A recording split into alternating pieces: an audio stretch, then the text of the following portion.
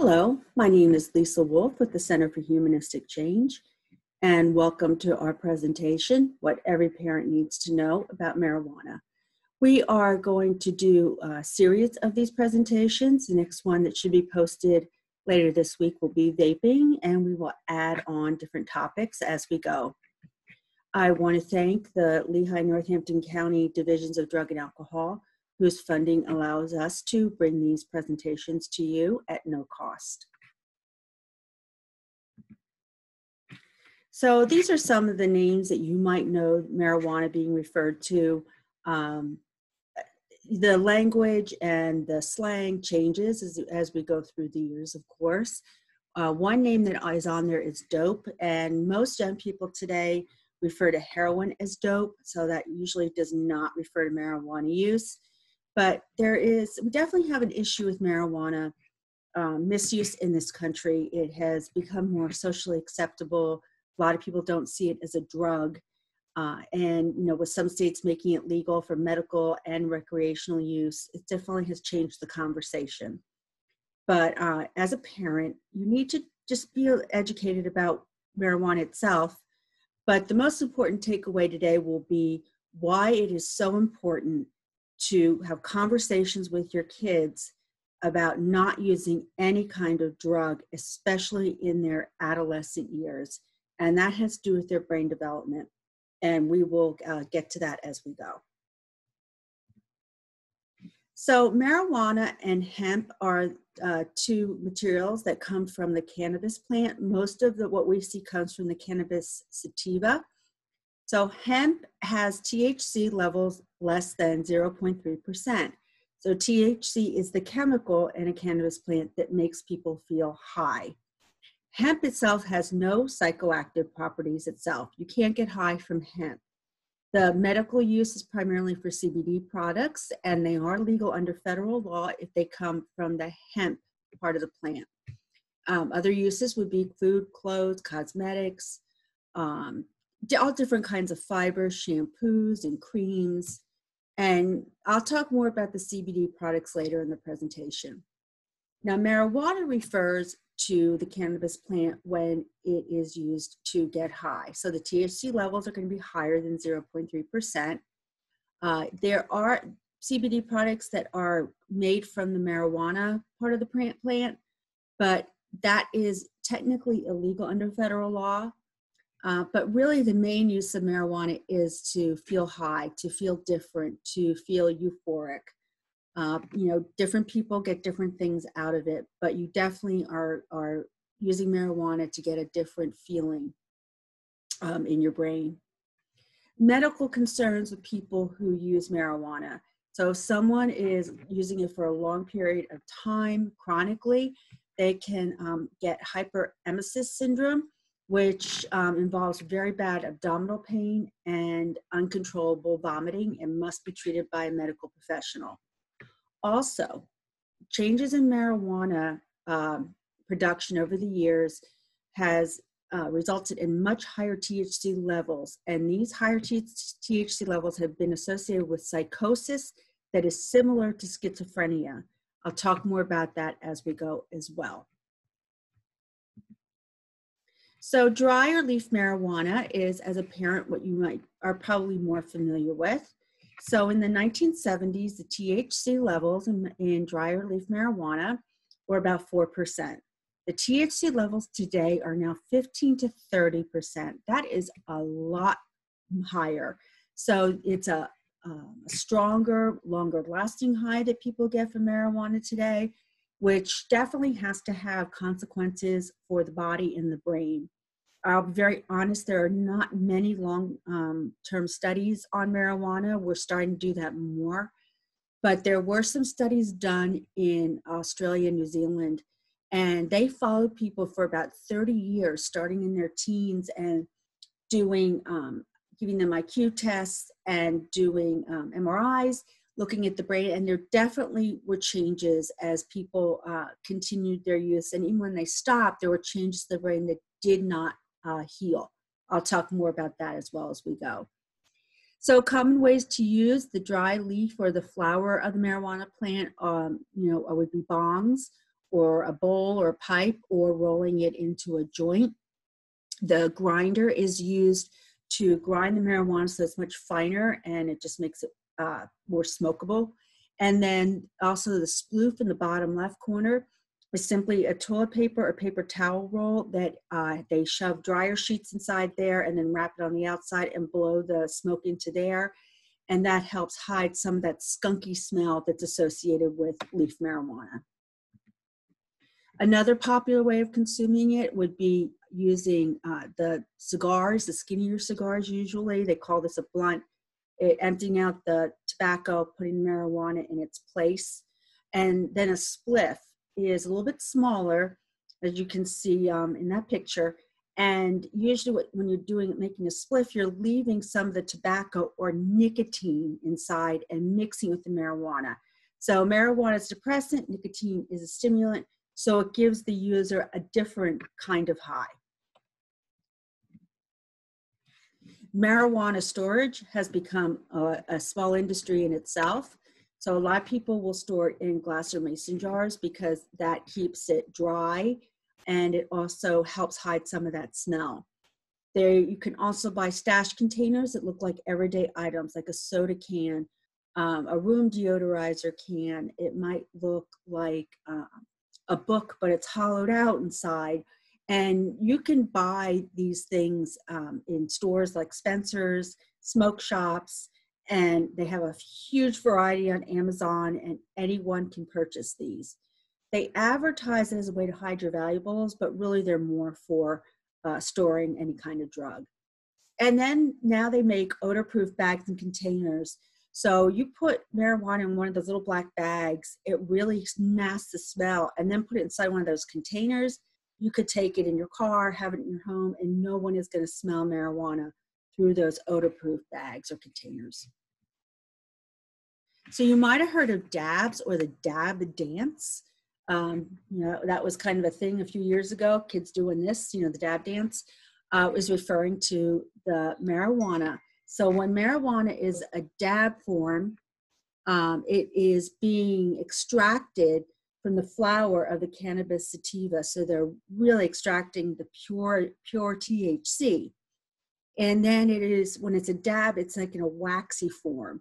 Another names for it are butter and shatter. The devices that it could be used are the dab rig. So it's a glass container and then it's got the nail inside that is heated to very high temperatures to vaporize the dabs. Also, there are dab pens, again, uses a battery, heats it to a high temperature so it's vaporized and you inhale it. The biggest issue with these is the THC levels are extremely high. When you compare 60 to 90% pure THC to the 4% in the 1970s, you're talking about a much more intense effect on the brain and on the body. Vaping is very similar to dabbing, except instead of a waxy substance, it is an oil. It reminds you of what might be associated with vaping nicotine, but the liquid is thicker, stickier, and darker in color. This has become extremely popular. So some of the devices you might have, there's on the left, you see there's a battery that's rechargeable. And then you can either get the oils and refill your cartridges or carts that just screw right on the top of that battery, or you buy the cartridge pre-filled and then just toss it when you're done. Anywhere somebody can buy marijuana on the street, they're able to buy these as well. There are also companies that make a pod system. So the one in the middle is a Juul, and they make devices that look just like it, except they heat to a little higher temperature to vaporize these oils. And these you would buy more in states where marijuana use is legal for recreational use. And then you can also vape dry leaf marijuana, and you need a particular device for that. So more than the dry, people are vaping the oils. Again, extremely, extremely high THC levels, 60 to 80%, so much higher than they used to be. There is little to no odor, so you don't get that skunky smell, so somebody could be using in your home and you might not even know it. These vaping oils have been associated with the vaping illness that we saw throughout 2019, where there was close to 3,000 people who were ill, about 70 people who died from this. First, they thought it might be the nicotine juices used in vape pens, but now pretty much we've concluded it's related to vaping marijuana oils. So some people's lungs were completely destroyed by this, and what they think or have concluded is when they're extracting that pure THC oil out of the flower, they're using very volatile chemicals, including butane oil, vitamin E acetate. And if you've got someone doing it that doesn't really know what they're doing, they're going to leave behind some of those chemicals, and those are the chemicals that were damaging people's lungs. So dabs and oils are also associated with the toxic psychosis, which I mentioned earlier. With these extremely high levels of THC, we see some people having a psychotic break. It looks very similar to schizophrenia, but it cannot be treated with the medications you would use for schizophrenia. So it can be really hard to cope with. And for many people, it will eventually go away, but some, that could be a permanent state of psychosis, which of course is going to be very frightening. Edibles are also popular. You can buy these, in states where recreational marijuana is legal. A lot of it has made its way into Pennsylvania. So it's in candies and cookies and cereals and drinks. The gummy bears on the bottom left, I have seen these in Pennsylvania for sure. Again, extremely high in THC concentrate, so more like the 60 to 80%. And what we see is sometimes people will overconsume because it takes longer to go through your digestive system. They think it's not working, and so they eat more, and all of a sudden, get hit with the THC effects very quickly, which can, at the very least, be very frightening. But for some people, you might see some of that psychosis related to the THC. Some of the things we see in marijuana culture, you might be aware of 420. Marijuana Day is celebrated on April 20th. There are a lot of rumors around where 420 came from. I don't know which one of those is true, but just know that if you would see stickers or shirts or socks or other things that have 420 on, that might be indicating marijuana use. And also the number 710. So if you flip it upside down and turn it, it spells out oil. So kids that are vaping these oils and dabs might have the number 710 on clothing and other items. So CBD or cannabidiol products have become very, very popular. As you can see, they come in all kinds of different forms. You can buy these at CBD shops. They also can be purchased if you are using medical marijuana, which requires you purchasing a card from the state, going to a doctor who will prescribe it. You have to have one of 23 different conditions, and then you go to a medical marijuana dispensary where they work with you to decide what form of medical marijuana you would use, what levels of THC. You might have higher THC levels in it, might have very low or almost no THC, and which would be just CBD product. So, but just if we talk about just CBD, you should purchase CBD derived from the hemp plant rather than the marijuana plant, and there are both. It must contain less than 0.3% THC in order to be considered CBD. No psychoactive properties, does not make you high. However, it can come up positive for THC in a drug test, so you must be aware of that. And the quality varies, so you want to make sure you go to a reputable shop, do a little bit of research. They can be very expensive, so you want to be careful about where you're spending your money.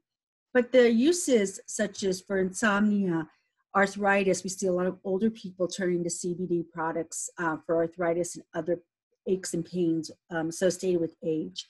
Anxiety, depression, acne, sunburn.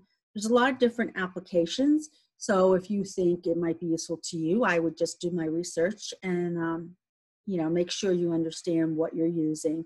And if you're being drug tested, it might not be the product for you. So I said this is the most important takeaway, the adolescent brain. The average age of first use in this country is 13 or 14. And at that point, the brain is undergoing tremendous growth. From about 13 to 25, the brain there's lots of different connections being made. There are pathways and things that are being pared away to make the brain work more efficiently. It's really the most important time of brain development other than birth to age 3. So it is the most common time for people to try drugs. It's also the worst time to try drugs.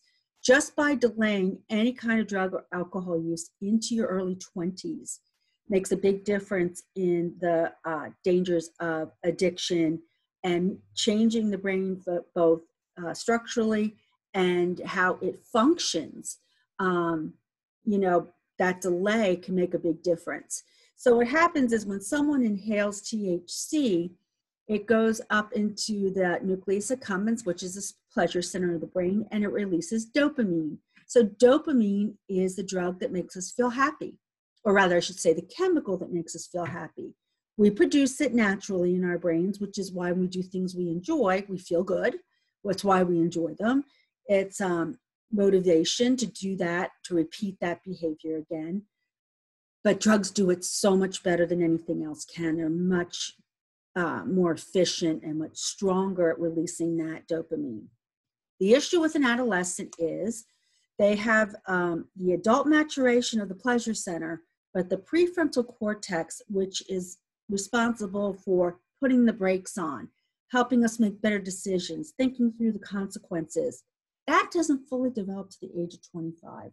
So when a teenager is using drugs, it's like a toddler having a grand old time, having fun with no supervision, no one to say, that's dangerous, you need to stop, which is why we see kids not make the best decisions.